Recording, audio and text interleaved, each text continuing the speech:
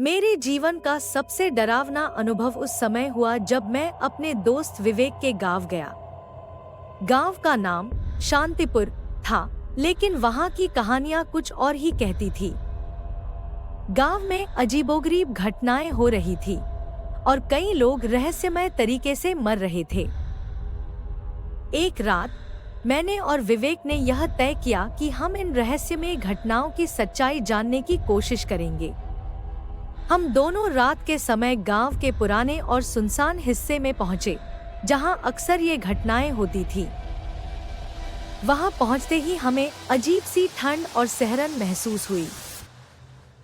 हम एक पुराने मंदिर के पास पहुंचे। कहते थे कि वहां एक रानी की आत्मा भटकती है, जिसे धोखे से मारा गया था। हमने वहां कुछ देर इंतजार किया और अचानक हवा में अजीब सी गंध फैलने लगी।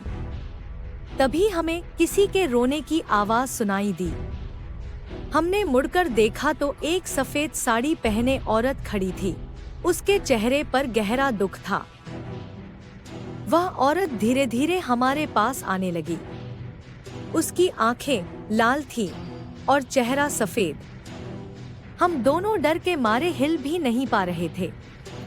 उसने हमें बताया कि वह रानी है, जिसे गांव वालों ने जलाकर मार डाला था।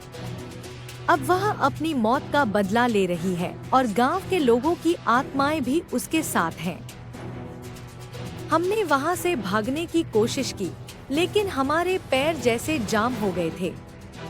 तभी अचानक वह औरत गायब हो गई और हमारे सामने गांव के मरे हुए लोगों की परछाइयां प्रकट हो गईं।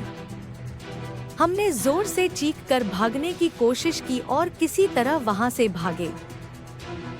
गांव लौटकर हमने यह बात सबको बताई, लेकिन किसी ने हमारी बात पर विश्वास नहीं किया। अगले दिन हमने गांव छोड़ दिया और फिर कभी वापस नहीं गए।